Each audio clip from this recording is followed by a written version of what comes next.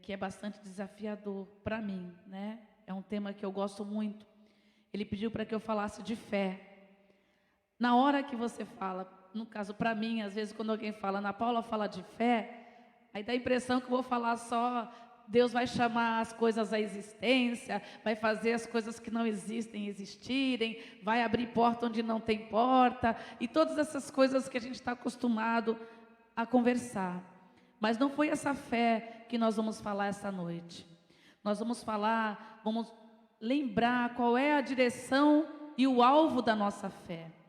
Muitas vezes nós pegamos a nossa fé e direcionamos ela todinha só para os milagres, né? Deus pode fazer, Deus vai acontecer, Deus vai chamar a existência, Deus vai criar uma porta de emprego, Deus vai curar a enfermidade, Deus vai dar a minha faculdade, Deus vai trazer meu marido de volta, Deus vai libertar das drogas. E a nossa fé vai sendo direcionada para diversos alvos na nossa vida.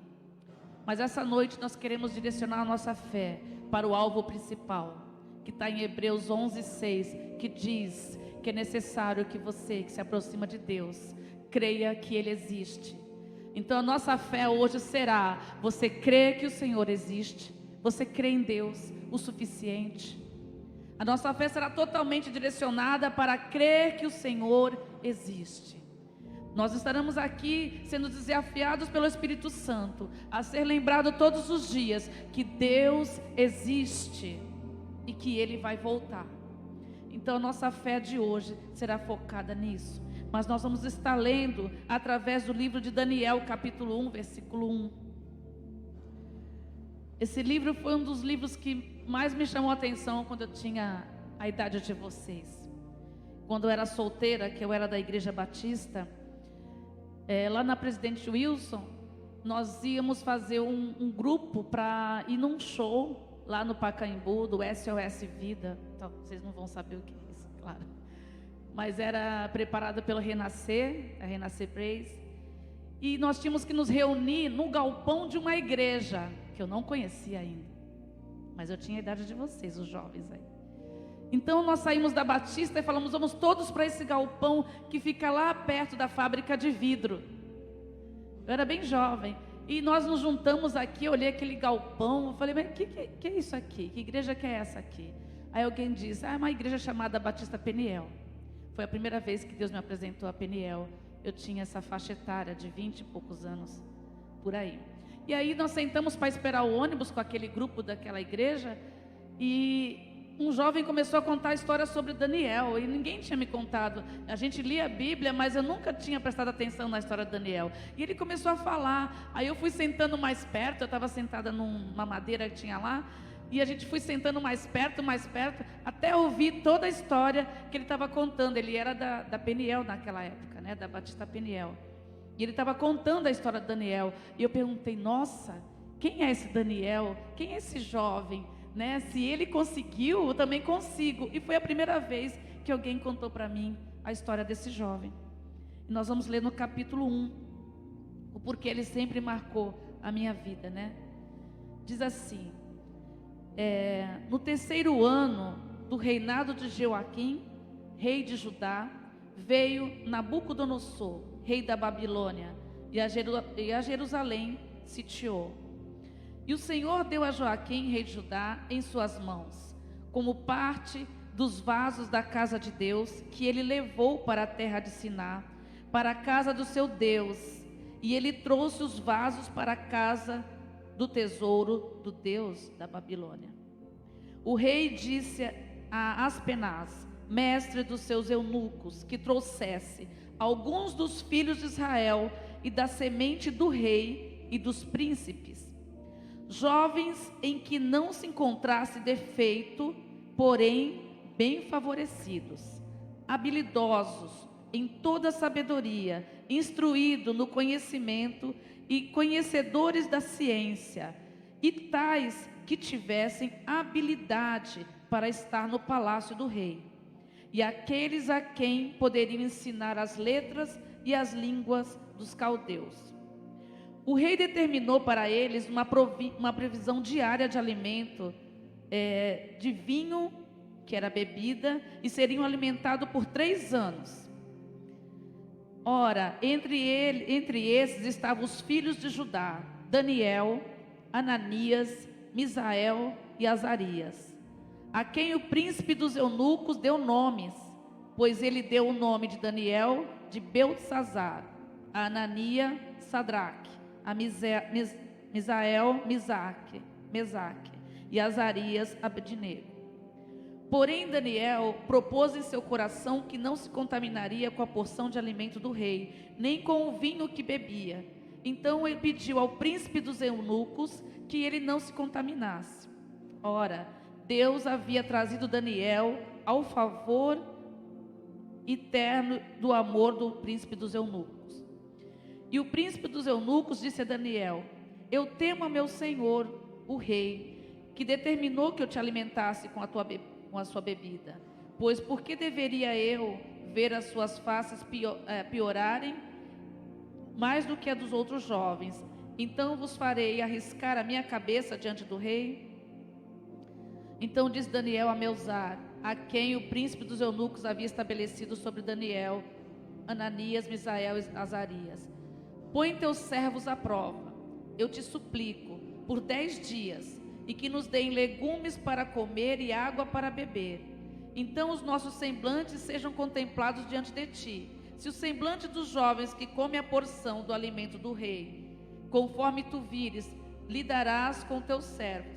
Então ele consentiu neste assunto e aprovou por 10 dias. E o fim de 10 dias os seus semblantes aparentavam mais belos e mais gordos do que todos os jovens que comeram a porção do alimento do rei. Então Melzar tirou-lhes a porção do alimento e o vinho que deveriam beber, e deram legumes. Quanto a esses 4 jovens, Deus lhe deu conhecimento, habilidade em todo aprendizado e sabedoria. Daniel tinha entendimento em todas as visões e sonhos. Ora, no final dos dias do rei que tinha dado, que deveria apresentá-los, o príncipe dos eunucos trouxe perante Nabucodonosor. E o rei conversou com eles, e dentre todos não achou ninguém como Daniel, Ananias, Misael, Azarias. Portanto, eles permaneceram diante do rei. Em todas as questões de sabedoria e entendimento, o rei perguntou a eles, e todos considerou 10 vezes melhores do que todos os magos e astrólogos que havia em todo o reino. E Daniel continuou até o 1º ano do rei Ciro. Amém, graças a Deus. Aqui nós vimos, Judá estava longe do Senhor, já havia se corrompido, já havia se perdido. Então Deus entrega Judá para Nabucodonosor, e a Babilônia sitia toda Judá, destrói os seus muros, invade Judá, destrói todo o seu templo e sequestra toda a população.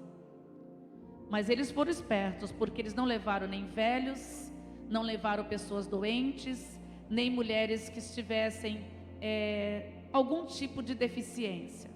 Levaram todos os jovens, todos os homens, todas as mulheres, até as grávidas, porque elas teriam seus filhos lá. Mas ele fez um pedido especial para aqueles que estavam sequestrando as pessoas. Ele falou assim: olha, vai lá e entre os palácios, entre a realeza, entre a nobreza de Judá, eu quero que você traga os jovens que lá tiverem. Ele não pediu qualquer um, ele pediu jovens que já eram príncipes, jovens que viviam dentro do palácio. E ele falou assim: todos esses são os primeiros a ser sequestrados. Eles ficarão dentro do meu palácio e serão treinados por 3 anos com o nosso idioma, com a nossa cultura, para que eles possam falar como nós falamos, pensar como nós pensamos e depois convencer os outros. Satanás, ele é o mesmo ontem e hoje, sempre, porque ele não muda. A Satanás não muda, como o mal também não muda. A estratégia dos dias de hoje continua sendo a mesma. Continua sendo a mesma. Então, quando Satanás, representado na imagem de Nabucodonosor, destrói Judá, porque havia legalidade para ele fazer isso. Quando ele recebe a autorização de Deus, porque Nabucodonosor teve a autorização de Deus para destruir Judá, primeira coisa que ele faz, pegue todos os jovens, inteligentes, bem preparados, que moram lá nos palácios, só os príncipes, e coloca dentro do meu palácio. Primeira estratégia de Nabucodonosor. Então, por 3 anos, era o plano dele trazer os jovens. Minha filha falou que eu estava falando errado, para ser influencers. A ideia deles era fazer aqueles jovens influencers. Essa era a ideia deles. Mas para isso, eles tinham que dominar a cultura da Babilônia e o idioma da Babilônia para influenciar os outros. Porque se pegasse um jovem da Babilônia, dificilmente um judeu ia aceitar, ser convencido pela sua cultura. Então ali ele é arrastado, e Daniel, irmãos, imagina, aos 17 anos, a vida daquele jovem teve a sua vida virada de cabeça para baixo. Com 17 anos, ele é raptado. Com 17 anos, um príncipe, não só ele, você pode ver que tinham mais aqui, todos aqueles príncipes que estavam ali, viviam no bem bom, mas presta atenção, eles temiam ao Deus de Israel. Seria uma outra pregação para a igreja, porque Daniel é o que é, da onde ele veio, foi da sua casa. Alguém o ensinou a amar a Deus, alguém o ensinou a temer a Deus. Alguém disse para ele que mesmo que Judá estivesse corrompida, ele teria que se santificar para prestar culto ao Deus de Israel. Alguém ensinou ele, de tal maneira que ele sabia quem era Deus, com tanta convicção, que a primeira vez que for desafiado, ele não abriu mão. Quando eles foram levados para o cativeiro, e ali o eunuco recebeu ordem: olha, esses aí, os príncipes, você alimenta com o nosso vinho e com a melhor comida separada por nós, para que depois de 10 dias, eles estejam bem alimentados. Irmãos, você acha que Daniel não estava bem alimentado no palácio? Você acha que ele não comia bem? Acha, irmãos? Você acha que os príncipes de Judá comiam mal? Que eles estavam magrinhos? Mas de repente Nabucodonosor dá uma ordem que por 10 dias eles tinham que comer do vinho dele, da comida dele, para se apresentar ao rei. Ué, a comida da Babilônia era melhor do que a comida do palácio de Judá?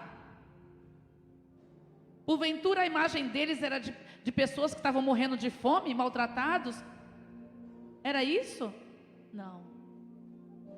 É que os alimentos da Babilônia, antes de ser comido, eram consagrados aos deuses da Babilônia.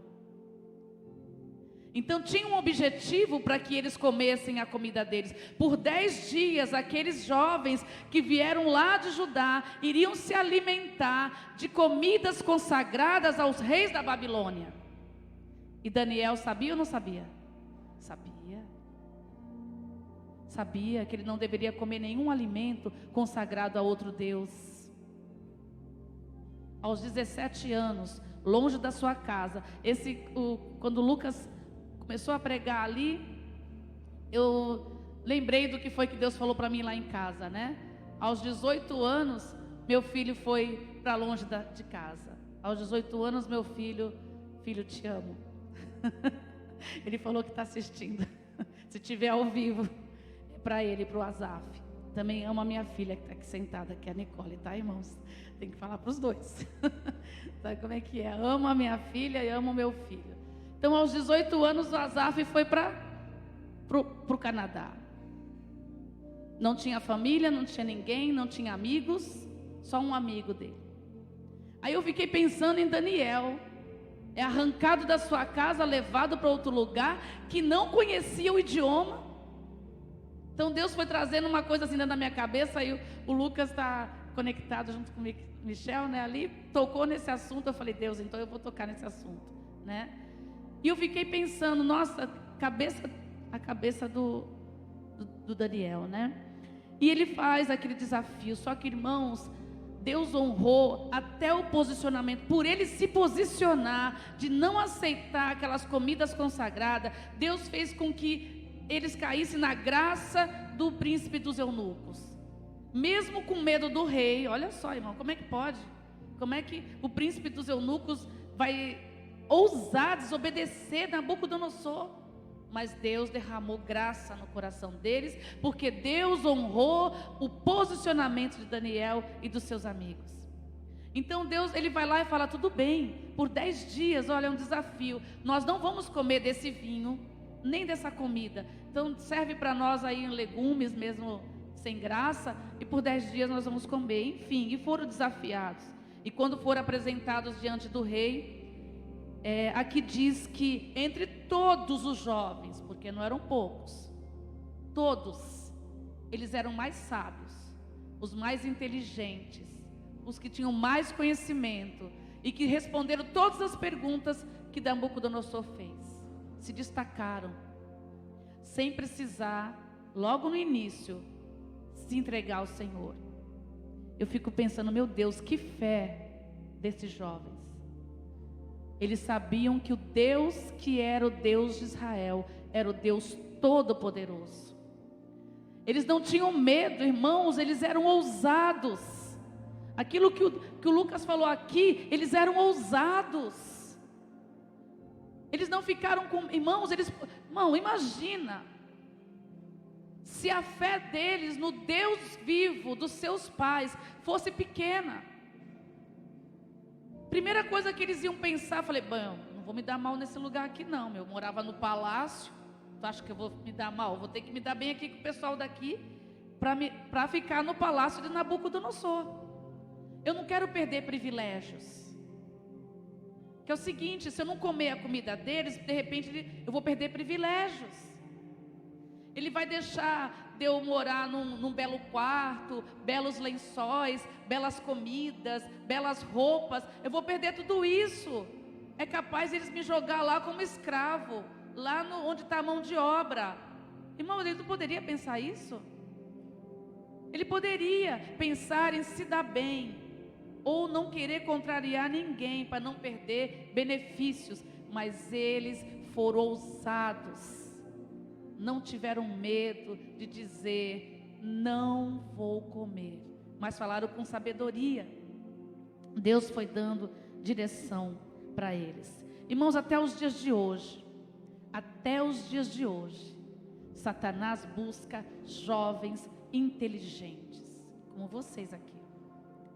Jovens com conhecimento. O pastor falou no domingo que há muito conhecimento no mundo na vida secular.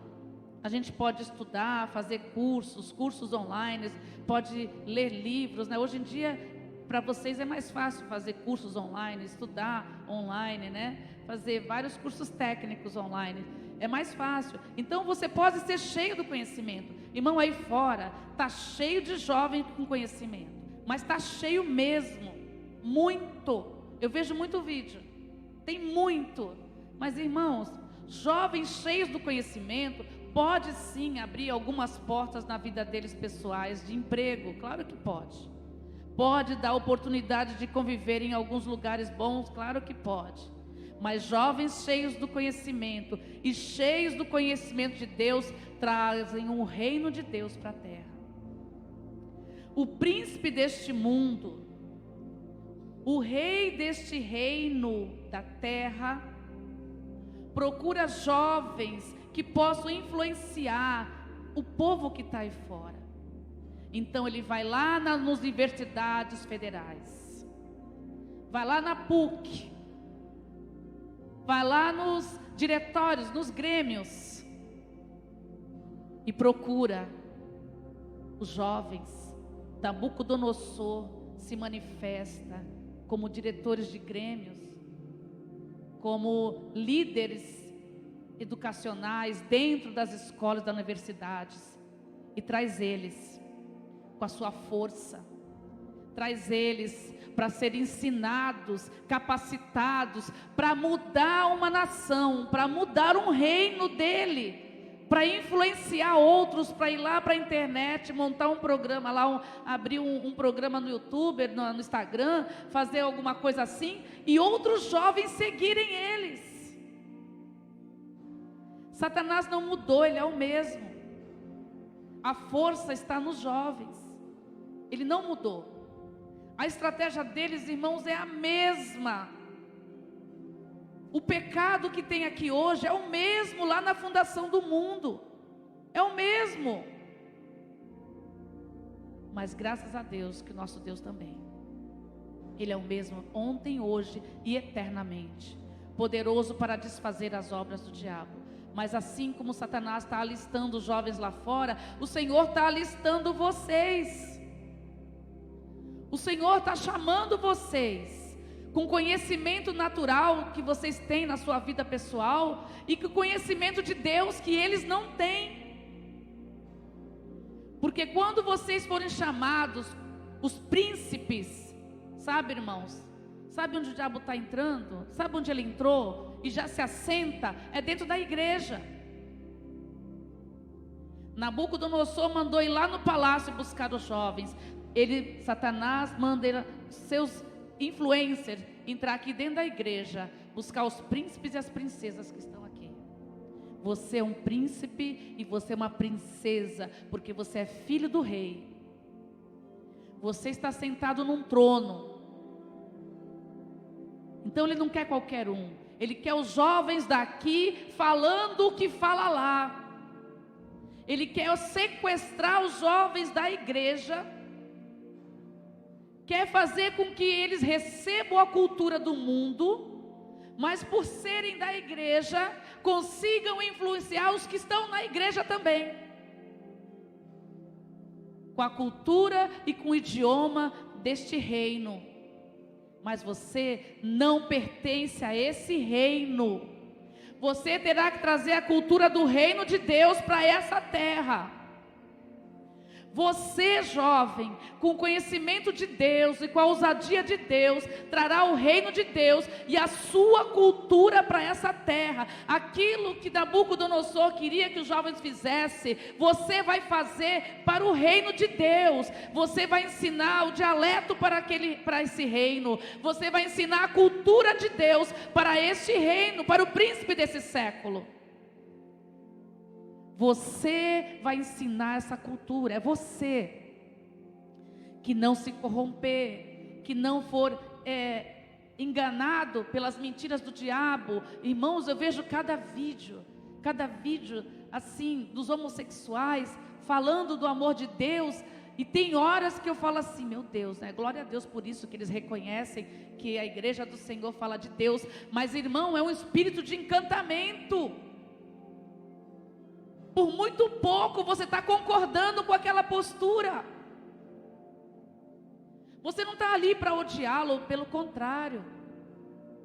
Você está ali para mostrar o reino de Deus, para mostrar a cultura de Deus para a vida dele, para dizer o quanto o Senhor o ama. Aquela posição que ele vive, a sua conduta, a sua cultura de pensamentos, ela é uma escolha, tá, irmãos? Aquela cultura de vida é uma escolha. Você escolheu, ele escolheu, ela escolheu. É uma escolha. E você está lá para apresentar liberdade para escolher a Deus. A primeira coisa que Nabucodonosor fez, quando chegou naqueles rapazes, lá no versículo 11, foi trocar a identidade deles. A Daniel ele chamou de Beltesazar, Ananias, Sadraque, Misael, Mesaque, Azarias, Abidnego. A partir de agora, eles não teriam mais nomes hebraicos. Eles teriam nomes que correspondiam aos deuses babilônicos. É mais ou menos uma grafia hebraica que eles modificavam para eles terem nome de deuses babilônios. Porque é isso que Satanás faz. A primeira coisa que Satanás faz na vida do jovem, principalmente aquele que frequenta a igreja, é roubar a sua identidade. É para que ele não saiba, que nem tenha certeza que ele é filho de Deus, que ele esqueça que a sua identidade é um príncipe do reino celestial, é um príncipe do Senhor. E aí ele vai lá e confunde o jovem. Aí o jovem não sabe mais nem quem ele é. Ele é mulher, mas acha que é homem. Ele é homem, mas acha que é mulher. Ele não se sabe o que ele se sente qualquer coisa, até animal se ele quiser. Porque eu vi um vídeo de jovens andando de 4 num shopping, imitando o cachorro. Sabe o que é isso? O príncipe deste mundo está roubando a identidade dos jovens. Eles não sabem mais o que são. Eles só acham que são alguma coisa.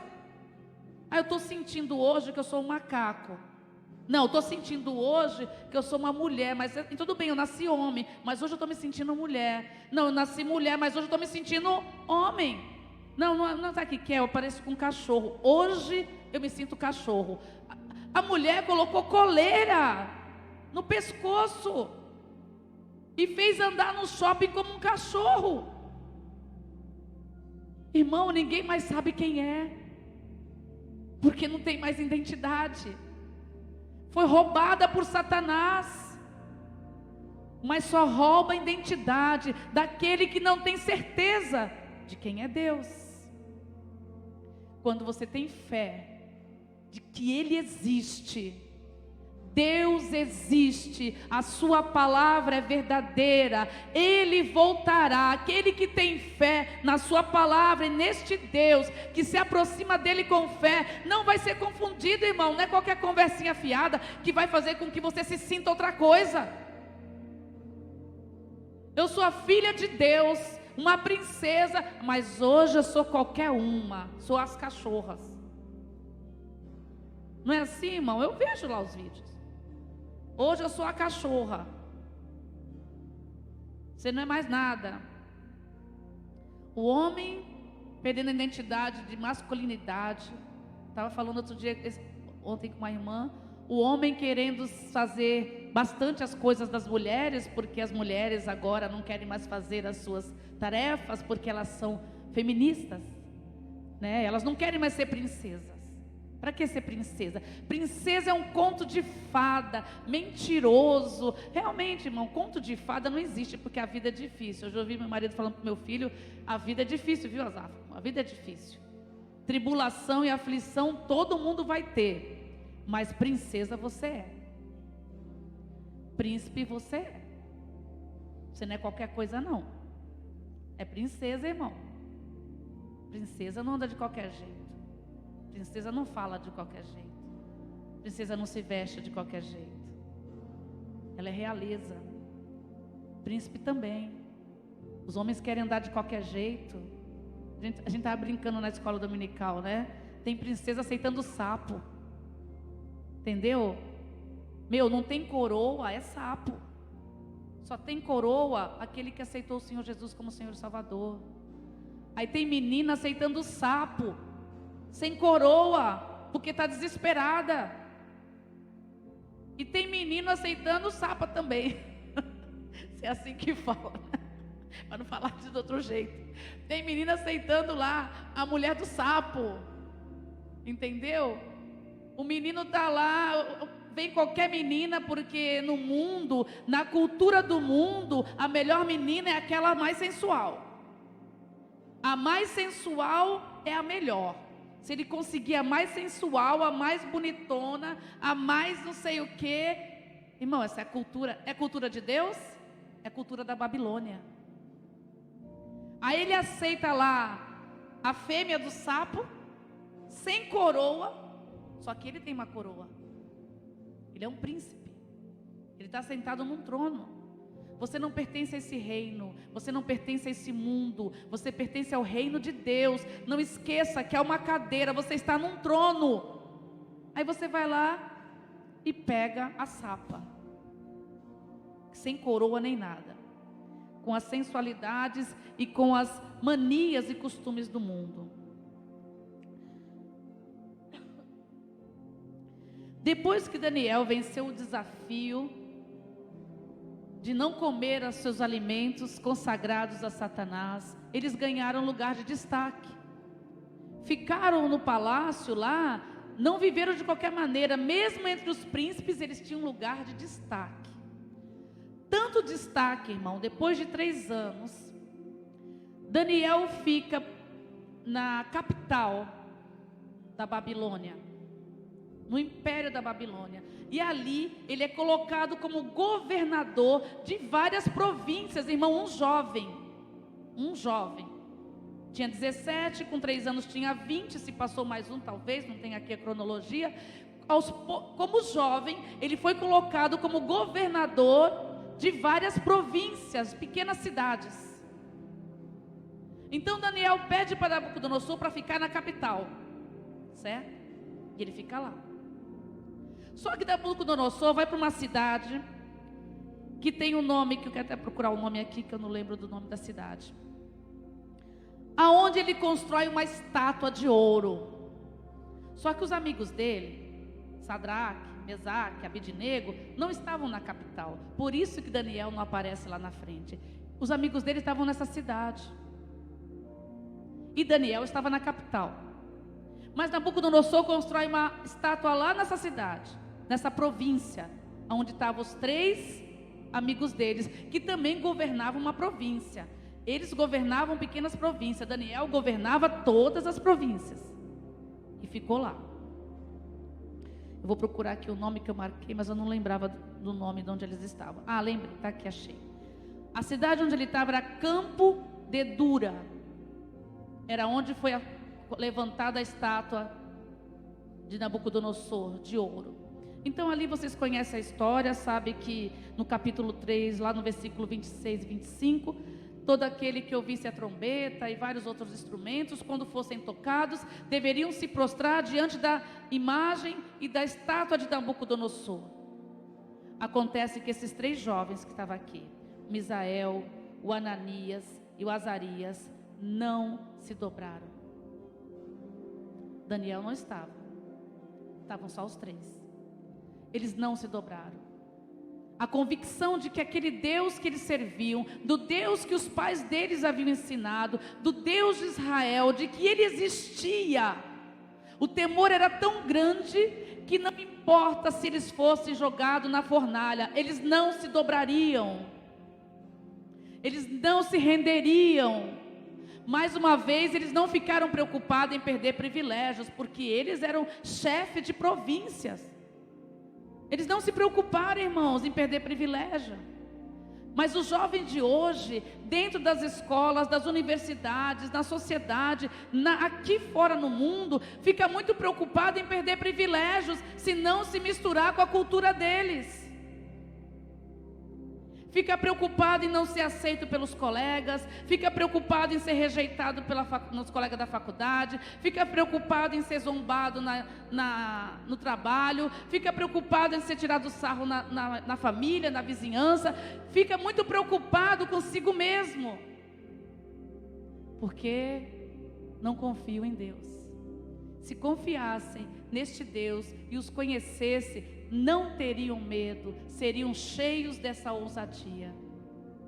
É o seguinte, vocês vão morrer na fornalha, se não se prostrarem diante da estátua. Nabucodonosor manda novamente tocar a trombeta e todos aqueles instrumentos que estão relacionados ali naquele capítulo, mas mesmo assim, eles não se dobram. A raiva foi mais grande ainda, porque Nabucodonosor deu uma chance para eles, e mesmo com a chance, olha só, irmãos, eles não poderiam, com vergonha de envergonhar Nabucodonosor, ceder para não envergonhar o rei?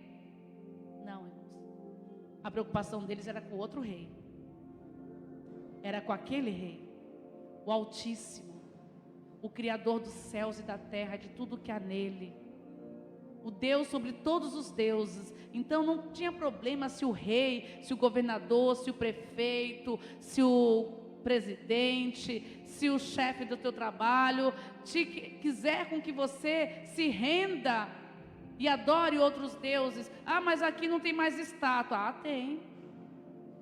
Tem muita coisa que o mundo te faz idolatrar. Eu tenho que ficar vigiando sobre isso. Eu tenho que lutar sobre isso. Muita coisa que você se rende, que você aceita, para não ficar mal com ninguém. E ali eles são colocados, ele manda aqui esquentar, a fornalha já estava quente para jogar aqueles jovens dentro da fornalha. Mas o rei manda esquentar 7 vezes mais. Estava tão quente, irmãos, que os próprios soldados, quando ia jogar eles dentro da fornalha, enrolados em tecidos, morriam, só de se aproximar. Eles morriam não porque estavam perto. Irmão, vocês já viram churrasqueira, fogo? Às vezes não precisa nem pôr a mão no fogo para você sentir a caloria, né? Se tiver muito quente ali, você se aproxima um pouco, você já sente a caloria daquela churrasqueira, daquele fogo, daquele fogão. Então imagina, eles nem chegaram perto, eles jogaram de longe, eles dentro da fornalha, e mesmo assim morreram queimados. Morreram ali mesmo. Vejo como providência de Deus, já matou eles ali mesmo, né? Jogou eles lá dentro. E ali a palavra de Deus, quando você lê o capítulo 3, você vai verificar que eles estavam enrolados em tecidos, irmão. Eles enrolaram eles, que era até para pegar fogo mais rápido, né? Acredito até que devem ter passado alguma coisa neles, para que eles tostassem de imediato. Mas ainda assim, nenhum tecido pegou fogo. Irmãos, a Bíblia diz que nem cheiro de fumaça eles tinham. Você já viu o que é fritura, né, irmãos? Mexer com fogo, mexer com fritura. Quando tu sai de lá, tu é uma coxinha inteira.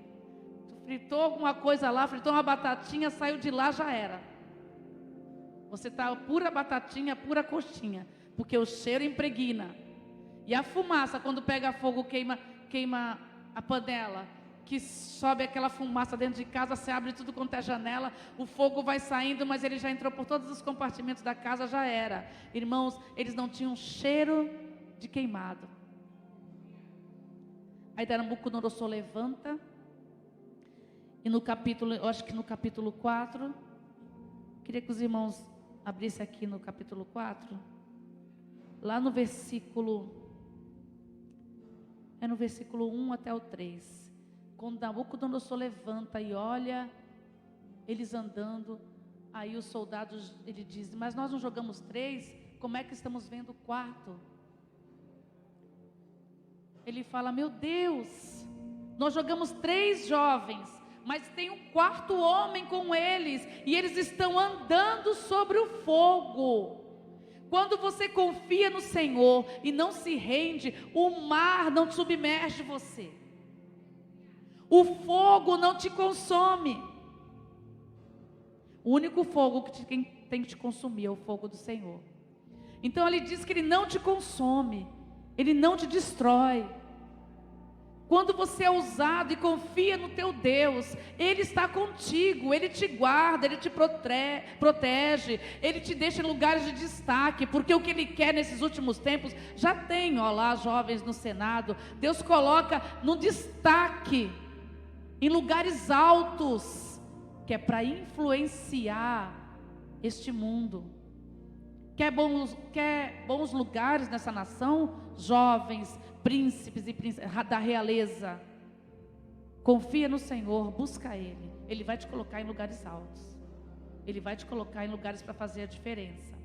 Ele vai te colocar em porta que você nunca imaginou, em lugares que você nunca imaginou, para que você faça a diferença. Não abra mão do seu caráter, não abra mão da sua convicção, não abra mão do que você crê, da sua fé, que Deus existe e Ele vai voltar.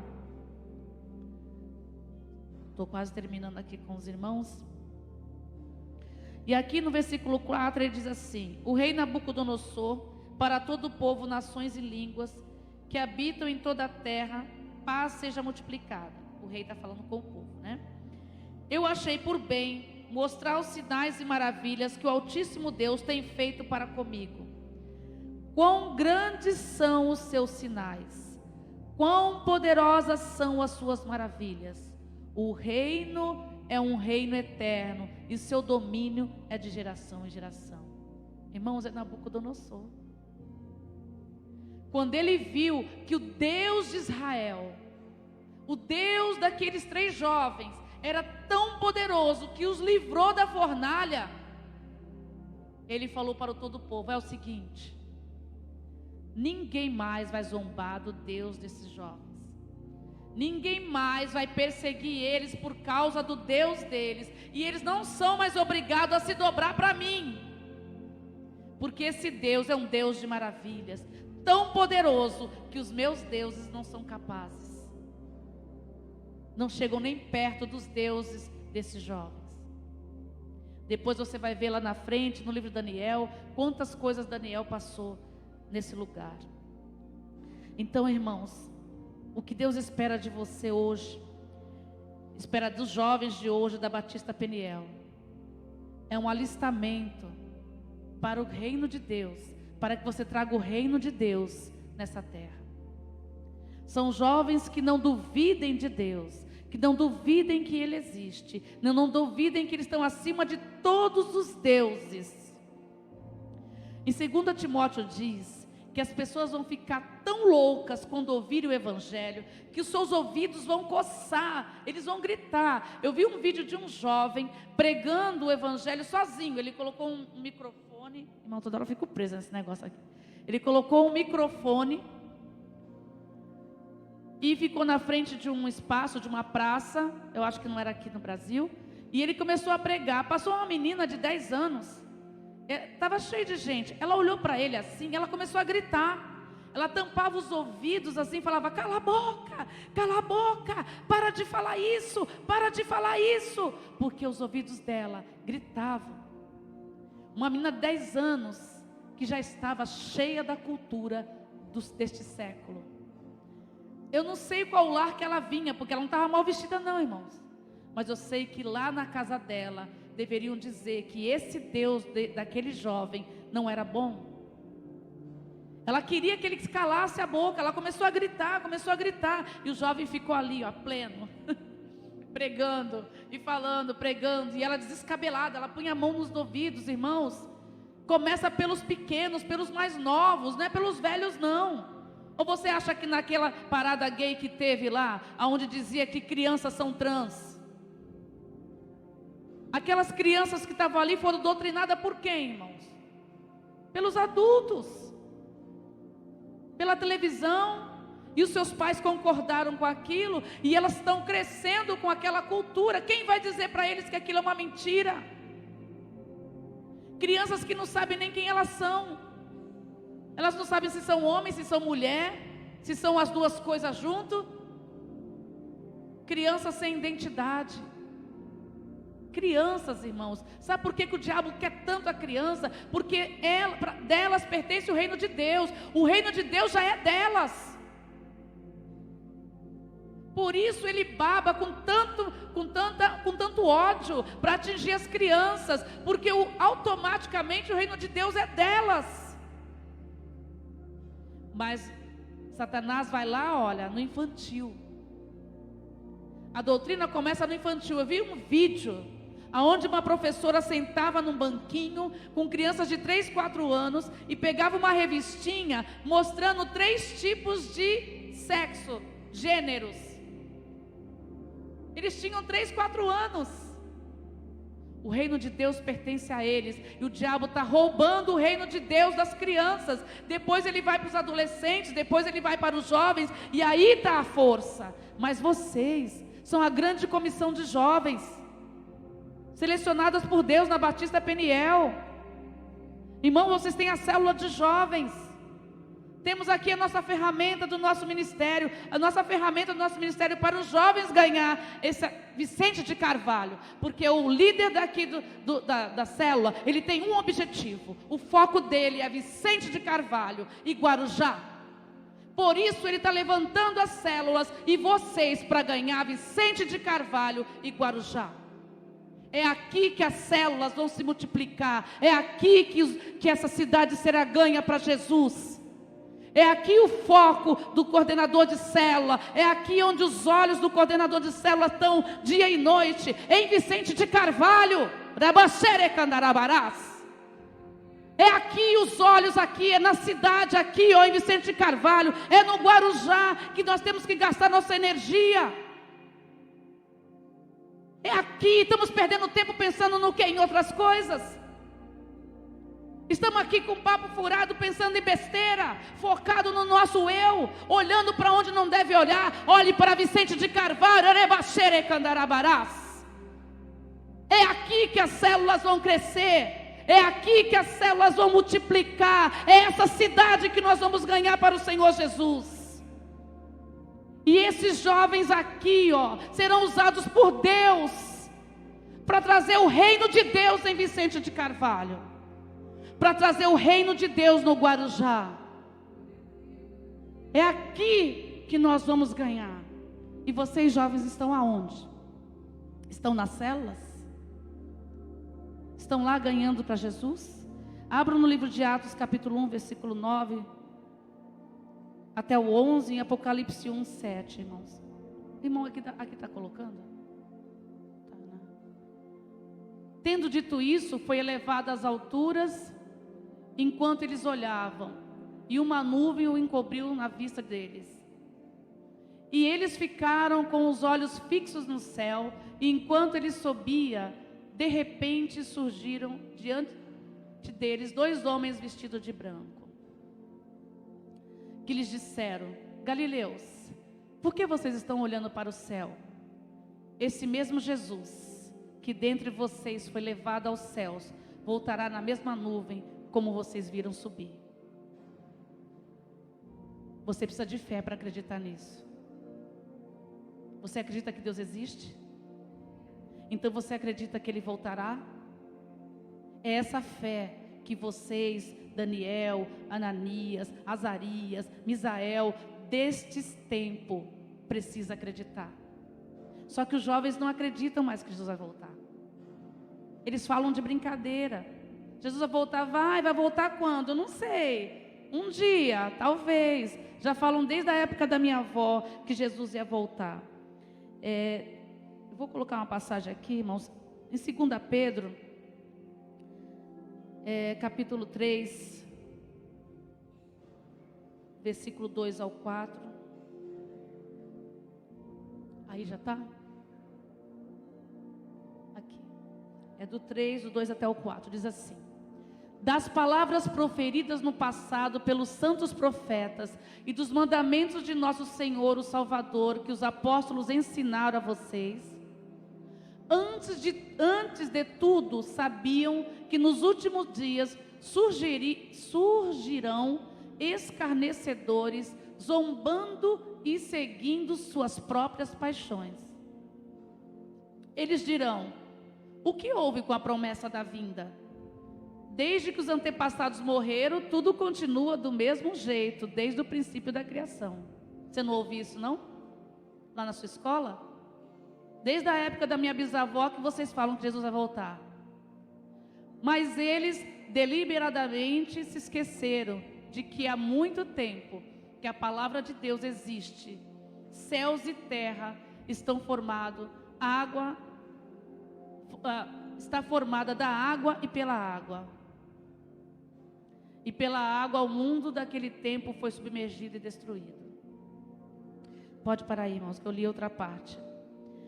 Aqui nesse versículo que é atualizado, quando os apóstolos receberam essa promessa, depois de 40 dias que Jesus ficou entre os apóstolos na terra, após a ressurreição, Ele leva eles para o monte, e os apóstolos veem eles subindo e desaparecendo entre as nuvens. E imagina, irmãos, você vê alguém flutuando do seu lado e vai subindo até e desaparece nas nuvens. Aí eles ficam atônicos. Para onde Jesus foi? E agora? Ele foi embora? Será que foi para outro lugar? Imagina o desespero dele subir, flutuar, levitar e desaparecer entre as nuvens. Aí, vendo o desespero, os anjos falam: vocês estão assim por quê? Da mesma maneira que ele foi, ele voltará nas nuvens, e você vai ver. Os vivos e os mortos que foram ressuscitados também verão. Aqui diz, no capítulo 2 ainda, 3:8, diz assim: porém, não é nesse versículo, tu apagou lá, irmão? 2 Pedro 3:8. Meus queridos amigos, não se esqueçam isto. Para o Senhor, um dia é como 1000 anos, e 1000 anos como um dia. O 9. O Senhor não demora a fazer o que prometeu, como alguns pensam. Pelo contrário, Ele tem paciência com vocês, porque não quer que ninguém seja destruído, mas deseja que todos se arrependam dos seus pecados. Por que Jesus não voltou ainda? Pode falar, irmãos. Alguém pode falar? A vontade de Deus é que todo homem seja salvo. Então, você sabe que você está salvo. Se você morrer daqui, quando sair daqui com uma bala perdida, irmão, você está salvo. Tem certeza disso? Se tiver, fica tranquilo. Se tiver uma bala perdida, você está seguro. Você vai para o reino. Certo? Mas então, por que quem que ele está esperando que seja salvo? Aí fora. É a misericórdia de Deus. Então, a volta dele, irmão, é certa. Mas o Senhor conta com você para espalhar as boas novas para o maior número possível de pessoas, porque quando Ele voltar, não vai dar mais tempo. E cadê o seu amor e misericórdia daqueles que não conhecem a Deus, dos seus colegas da faculdade, do trabalho, dos seus vizinhos, dos seus parentes? Cadê a sua misericórdia? Jesus vai voltar, e Ele está dando tempo para você e eu anunciar a palavra do Senhor, a sua verdade, anunciar a salvação, a redenção àqueles que não conhecem. Mas não vai ser fácil, porque vai ser 7 vezes mais o fogo de fornalha, porque os dias serão piores, irmão. Mas fique firme. Pode parecer uma fornalha 7 vezes mais, mas seja firme, você não vai ser destruído. Fique firme na sua fé de quem é Deus. Não se renda, não se venda, não aceite a cultura do mundo, não aceite pequenas coisas, não tenha sua mente transformada por essa sociedade. Mude aquela sociedade. 3 anos foi o mesmo tempo que Jesus levou para treinar os discípulos, né, irmãos? 3 anos você fazendo discipulado, 3 anos você estudando a palavra. Fala aí, se tem alguém para se levantar para te derrubar. Só o Senhor. Você está estudando a palavra? Você está lendo a palavra? Você está orando? Você está jejuando? No conhecimento de Deus?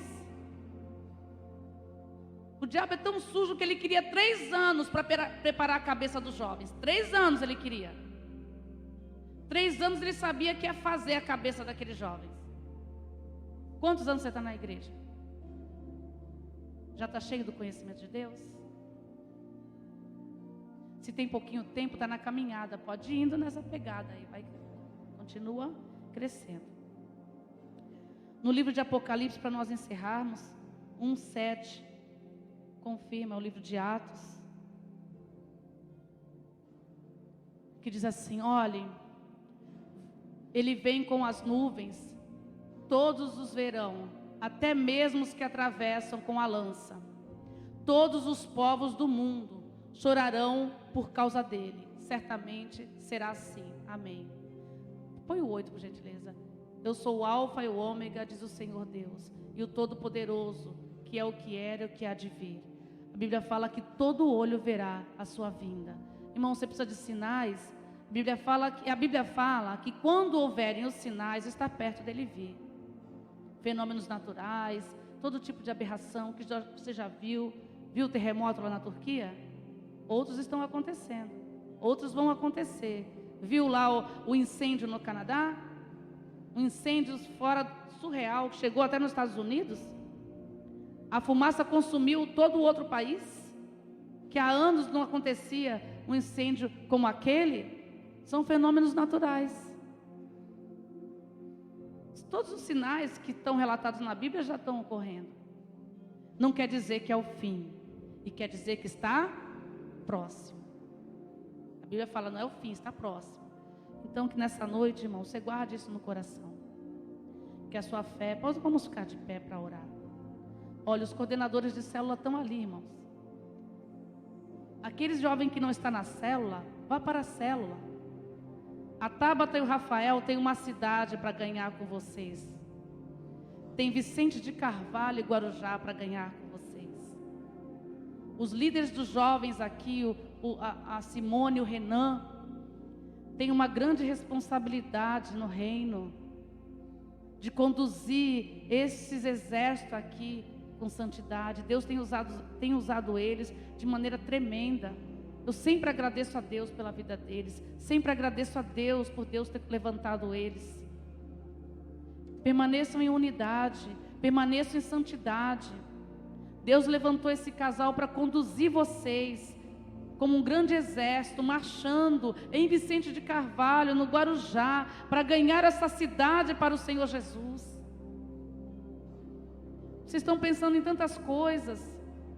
Eu não sei se tem jovem aqui fora da célula, mas estão tão preocupados com tantas coisas. E também não vou perguntar, porque eu não vou constranger ninguém que não está na célula.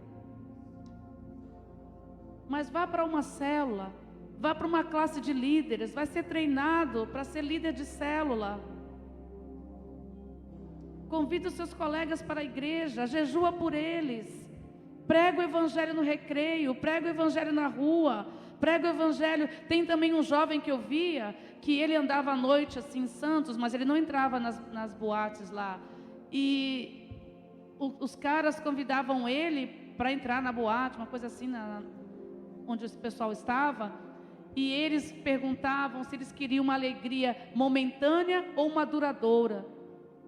E ali na porta, eles distribuíam os panfletos e evangelizavam as meninas e os rapazes que entravam dentro daquele lugar de dança lá, de noturna, né? Casas noturnas. É ousadia, irmãos. Cadê os jovens em Vicente Carvalho? Eu não estou vendo. Eu não vejo eles nas praças. Eu não vejo eles nos semáforos. Eu não vejo eles fazendo... Graças a Deus, porque nós temos começado aqui o trabalho de eventos. São essa ousadia, irmãos, que o Senhor está derramando nas nossas vidas. Ousadia para não ter medo de ser tirado sarro. Se quem passar no carro vai cuspir em você. Quem passar no carro vai tirar sarro de você. Eu lembro que lá em Israel, quando eu não sabia disso, né? Que os muçulmanos, quando eles consideram uma coisa maldita, eles cospem, né? E aí eu estava com uma blusa assim, que amava Israel, e estava esperando o pessoal voltar. A gente estava em Jerusalém, e encostei numa loja, né? E cruzei os braços, estou lá encostada assim, era uma loja de tecidos. O homem saiu lá de dentro, começou a cuspir em mim, cuspiu no meu pé, cuspiu. Eu pensei que era sem querer, que ele estava engasgado, que ele cuspiu. Aí eu passei para o outro lado, ele continuou cuspindo. Falei, meu Deus, o que é isso? Porque ele me considerava maldita, porque eu dizia que eu amava Jerusalém, né? Na minha camisa dizia que eu amo Jerusalém, e ele era muçulmano. Então, vocês vão sair na rua, vão cuspir em vocês. Aí eu entendi que era por causa daquilo, continuei firme. Claro que eu não provoquei eles, né, irmãos? Não sou louca. Que eu provocar o muçulmano, Israel ainda. Não, fiquei na minha, continuei em pé. Eu comecei a interceder, em nome de Jesus. Está repreendido isso aqui. Maldição é eles, não eu. Eles não, a pessoa não ele. Maldição é o que eles estavam falando, não a pessoa deles, né? E é assim que Deus vai fazer com vocês. Não tenham medo se cuspirem em vocês. Deus é contigo. Vamos estar orando.